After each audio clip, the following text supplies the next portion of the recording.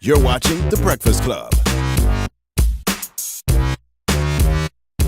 Morning, everybody. It's DJ Envy, Angela Yee, Charlamagne the God. We are The Breakfast Club, and we got a special guest in the building. And I really can't believe he's here, by the way. Why'd you say that? Because I was watching Jesus Christ Superstar last night, and I was like, there's no way John is getting up to do radio in the morning. In the snow and everything, in the weather and everything. Good morning, Man, John Legend. I woke up. I didn't even have my alarm set because I forgot I had this interview, and I woke up because I was still feeling kind of buzzed from last night.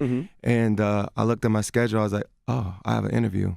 And I made it. He was like, who scheduled this? I'm proud of myself. I'm really proud of myself for being here right now. Did they not know I was going to be on TV live for 2 hours the night before? Man, I had a good time last night, though. Let's talk about that. Jesus Christ Superstar Live. Yeah, man. What made you do that?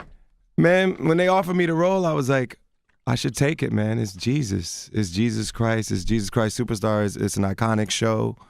And the role couldn't be more iconic. So let's take it. Let's do it. It's a challenge. And I'm going to try to do it. Nervous at all? 2 hours live? I wasn't nervous. I felt good. We had done a dress rehearsal the night before, and it really went well. So I just felt like we were going to do a good job, and I feel good about what we did. Why weren't you dressed like Jesus, though? What is Jesus dressed like? That's true, too. I thought about that. I was trying to explain it to my daughter last night. I was like, Jesus was black, but like the long hair, We've seen so many versions of him that were, based on what people just decided he looked like. We don't know what he looked like exactly. We know he's probably browner than a lot of the versions we've seen. We don't know what his hair was long or if it was shorter. We decided we were just going to make him look modern and make the whole show look modern. Was there any pushback on Jesus being depicted as a black man? People asked me about it, but I didn't get much, I didn't get much crap on Twitter from anybody or anything like that. I'm sure somebody was at home upset. Did you have a problem playing that role? Like, was that something like, do I want to trust that? No, I felt like it would be a challenge to play it. I knew it was going to be a lot of pressure because people have a lot of expectations for it. But I felt good about it. I felt like I could do it, and I was ready to do it.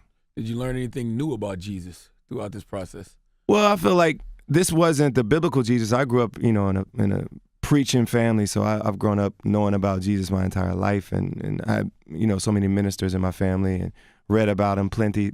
But this was a character as it was written by Andrew Lloyd Webber and Tim Rice. So it wasn't meant to be exactly strictly biblical. It was meant to be an imagination of what his last days might have been like and what his interactions with his friends might have been like, what his interactions with his followers might have been like, and what kind of maybe like resentment he might have had knowing that he had to make that sacrifice. How do you gauge if you did a good job or not? Do you get up and read all the reviews? Do you go to social media? I did. I looked at both. And the reviews have been really good. And social media, it can't be 100% good, but it was very good. Did you look for a Donald Trump review? Did you see if he watched it last night? I saw Bill O'Reilly saw it. he was upset that everybody looked like they was from a tattoo parlor, he said. You said that for real? Yeah. There was a lot of tattoos. I thought it was like some nice tattoos before in that era. How much preparation goes into executing? Oh, we rehearsed for a long time. It was a lot of really me and Sarah Bareilles and Alice Cooper. We're all known for pop music more, but everybody else was all like Broadway professionals, and everybody was just so good and professional, and they made us feel like we were supported and protected. And we've been rehearsing for the past few weeks. I actually started rehearsing in February. Then I went on tour in Asia for a few weeks and came back and finished rehearsing. And we were ready by Sunday night. It felt good. Yeah, the LA Times said that it shouldn't have worked, but it did because of the fact that you know how to command a venue full of fans. Yeah, we wanted to feel like a concert. So it felt like, that audience being there, it felt like it was a real concert mixed with a theater experience. They said when you blinked, the crowd went crazy. They said they were really ready for this one. Yeah, they were hyped.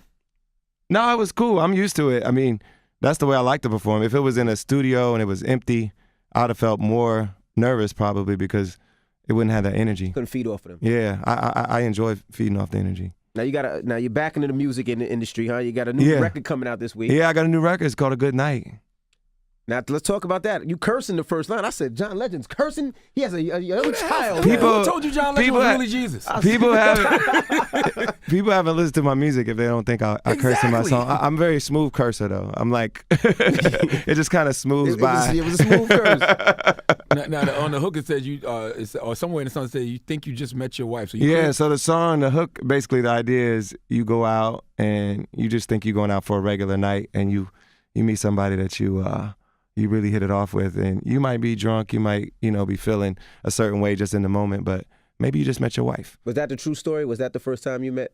No, we met at work actually. We were shooting a video together back in, it was like almost 10 years, over 10 years ago now, but yeah, we didn't meet at the club. But I've had plenty of friends that met their wives like out just thinking they were having a good time, and that moment hit and they were like, oh, this might be the one. Is it hard to write from that perspective though, being that you're a married man and you got kids now? It wasn't actually, because I've really talked about this subject before with a lot of my friends, and it felt like a very familiar thing to talk about, and it felt natural to talk about, even though it wasn't exactly autobiographical. Does it make you want to call up one of the young boys like, hey, I got a record for you, man? You better Take this record. I'm out that league. Honestly, I loved the record when I wrote it, and I was like, man, this might be a smash, so I wasn't going to give it away. When your wife hears it, does she say, what do you mean you think you found your wife? Nah, she loves it. She loves it, loves the video. She's really happy with it. Now, you're one award away from an EGOT. Yeah. But you're missing the Tony, right? No, Emmy. You're missing the Emmy. You got the Tony, you got the Oscar, you got the Grammy. Yeah, we just got a Tony for Jitney last year. We did a revival of Jitney and won Best Revival. Is that something you're aiming for? Aiming for, I wouldn't say aiming for, but I wouldn't be mad if I got it. Yeah. I mean, it'd be nice. I mean, we just did something on television on Sunday, so it's eligible. Is it hard to create from that perspective though? Like when you know, I can win an Emmy. No, because if you start thinking like that, then I think that's when you go astray creatively. If you start thinking, well, how can I win an award for this? I think if you go into it thinking, I need to make this amazing, then the awards will come. And that's the way I approach everything creatively, music, film, everything. So you didn't expect the Grammy, the Oscar, or the Tony either then? Well, I think Grammys are more to be expected because this is the thing I do. That's my day job. That's what I work on all the time. And if we do a good job in music, we know Grammys will come. But everything else, it's all gravy. And then Common has the ego, right? Yeah, he has everything but a Tony, and I have everything but an Emmy. Yeah. Y'all have those conversations? Like we're both proud of each other. We obviously we got the Oscar together, and we got a Grammy together as well. And we're rooting for each other. Now, I see the whole gang has been in Wyoming with Kanye a little bit recording. Have you? Yeah, I haven't been out there yet. I'm going to get out there as soon as I can. I've been so focused on this show, I haven't had a chance to. Then I was in Asia, but I'm going to try to get out there too. Are y'all sworn to secrecy? Do you guys sign NDAs about even talking Well, I haven't even been out there yet, Okay. so I don't know if there are NDAs, but, apparently people are breaking NDAs nowadays. Yeah. Do you know who did Beyonce? Yes. Did you know when it happened? Or? No, we weren't there, Okay. but we know people that were there. We know what happened. Wow. Was it a love Chrissy- bite or was it a chunk bite? Like a Mike Chrissy Tyson knew bite your before ear I off? knew. She told me, and we're sworn to secrecy. So did Chrissy text you like, you won't believe what happened? She told me in person she didn't want any electronic record. Wow. Now you played Frederick Douglass on Underground, right? Yes, And yes. now you're playing Jesus. Yes. I feel like they both had a similar struggle for liberation of a people. Yeah, a lot of people talk about Jesus in terms of liberation, and there's a lot of theology around Jesus as a liberator, and of course Frederick was as well. What else did they have in common to you? Well, they were persecuted at the time, and I think anybody who fights for disrupting the status quo, I mean, people glorify Martin Luther King now, but he was persecuted, and he wasn't even popular when he was alive. He was his approval ratings were underwater like Donald Trump right now. So it was like, people when you're fighting for liberation, when you're disrupting the status quo, when you're upsetting the people in power, a lot of times you're not going to be popular at the time. And we've seen that with a lot of great leaders. Now, you've been very honest about Donald Trump. And, Yeah. And, we joke a lot that you're going to get flagged at the airport. Have you seen anything negative? I about you? haven't. I haven't gotten audited yet, knock on wood. But I pay my taxes on time. But, who knows what's going to happen. But we hopefully won't have him for president for too long. But who knows, man. What's the best way to disrupt this system, you think? Well, I think part of it's through protests. We've seen it with Black Lives Matter. We've seen it with the March for Our Lives. We've seen it with the Women's March. A lot of folks out there are protesting, but they're also deciding that it's not enough to protest. We got to vote. We got to stay engaged with our politicians and make sure they do the right things for us, and I think that's the best thing we can do. And I read something that you're backing startups for former inmates. Yeah, so a lot of the work we do with Free America that's my organization that's all about ending mass incarceration. And one of the things we do is work with people who get out of prison and need to be productive and need to be part of society again. And a lot of times we forget about them. And a lot of times they can't get a job, they can't reintegrate into their community, and they end up getting in trouble again. So we wanted to create a situation where we invest in them and give them opportunity to succeed and be entrepreneurs so that they can reintegrate back into society, make the world better, and not get in trouble again, and just be productive again. What made you invest in that? Was it family members? Was it family, friends? man? I've had family members that have gone through that, and neighbors and well, you know, I do send my friends and family money. Some of them have been incarcerated, and it's hard, man. It's hard seeing people that have already paid their debt to society have to pay that forever, and not be able to just live. And from voting to working to being able to get housing, there's so many obstacles we put in people's way after they get out of prison. And some people are like, well, they deserve it, they committed a crime, but honestly, after they pay their debt, like, why do they have to keep paying it? Right. Yeah, I mean, it makes no sense to me that we send people to correctional facilities but don't try to correct them. Yeah, like, do we want them to get better? Do we want them to come out and be great? Or do we want them to be burdened by this the rest of their lives? Now with Jesus Christ Superstar, what do you do when you got to use the bathroom? Oh, I had breaks. We had commercials. I saw that. Was that enough time to go handle your business? We had time. I mean, number one was definitely on the docket. Number two might have been a struggle, but you couldn't do number two then. But no, I had plenty of time. We had good commercial breaks, and there's scenes where I wasn't even in, so you know, I was good. What does John Legend love the most at this moment, professionally? Professionally, I just love when it all comes together. Like last night, that was a high for me. It was when we had this team of hundreds of people, production people, choreographers, dancers, singers, actors, and when it all comes together, it's beautiful. It's beautiful.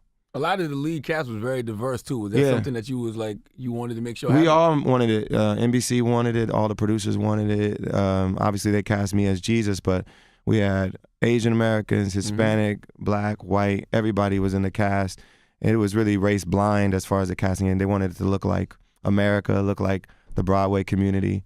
And I think it was a brilliant idea. It looked great. It sounded great. Everybody did a great job. How do we keep diversity from being a trend and actually being normal? Well, I feel like we are diverse. I feel like the most natural thing is for us to be diverse. For us to be homogenous and monochromatic is actually what's unnatural. And so for us to look like America, look like the world, that's the most natural thing for us to do. And I think people are realizing that.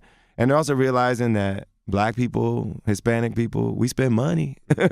we like to watch entertainment that reflects our lives. Asian Americans, you know, we all spend money, and we want to see entertainment that reflects who we are too. And we've seen plenty of entertainment that does it, and we have a hunger for that. And if you make content that's great, that reflects who we are, then we're gonna spend money on it. And I mean, Black Panther's all you need to say. Like people were ready for that. They were hungry for that. And once we gave it to them, you know, billions of dollars. Now your fans are so broad. What is this album like to you? Is it Family Man John Legend? Is it Fight the Power? Well, John it's Legend? not even an album yet. We're still working on it. Right now it's a song, you know, it's a single. And we wanted to give people something because I've been working on a lot of music and I've been on tour. And I felt like after this Jesus Christ Superstar, I wanted to put out something right after. Because you on fire. Yeah, I just felt good. I just wanted to give people something, and this will hold them over until we finish the album. And you got a production company too, so you do film and television. Yeah. How is it? Is it hard not to come off as biased? Meaning that, like, if you say, I want all Black people on this cast, I want all women in this cast, like, do you do that? Well, no, but we want it to be multicultural. We want it to reflect what America looks like, and we do lean towards stories that I'm familiar with or that I connect with. So we probably lean toward more stories that represent Black history and Black life. But you know, there's plenty of other producers out there, so I'm just one point of view. And if all of us get a chance that have something to offer, then the entertainment that's available to everybody will be diverse. What do you have coming down the pipeline? Well, we've got a movie we just did called Monster that went to Sundance. That's really amazing. So that's going to come out later this year. We got some other movies that'll be a Tribeca. One's called OG, and one's called United States of America, and that's a documentary. So we got a lot of good things coming. And this is all you got on your schedule today? Today, this is it. Good. I'm about to fly back to LA, and I'm gonna take the week off. I had a really busy last 6 weeks, and I'm gonna relax this week. Now, how's marriage life? You've been married a I couple love of it, years man. now. It's good. I love being a dad. I love being a husband, and we got another baby on the way, and it's exciting, man. Now, when we talk about, me and Charlamagne talk about it all the time, that when your wife is pregnant, it's probably the best time sexually because your wife is more attractive. Do you feel the same way with yours? I love when my wife is pregnant. I feel love like it too. it's like Sex is the it's like most amazing. femininity on 1,000 trillion. It's beautiful to me. Nah, it's the most amazing thing Yeah. ever. Let John go, man. John was up all last night playing Jesus. All right. He didn't even want to resurrect himself this morning. Introduce the record, though. Here it is, y'all. It's a brand new record. It's called A Good Night. It's me featuring Blood Pop. Check it out. Who's Blood Pop? Producer. Producer. Dope. All right, it's the Breakfast Club. Good morning.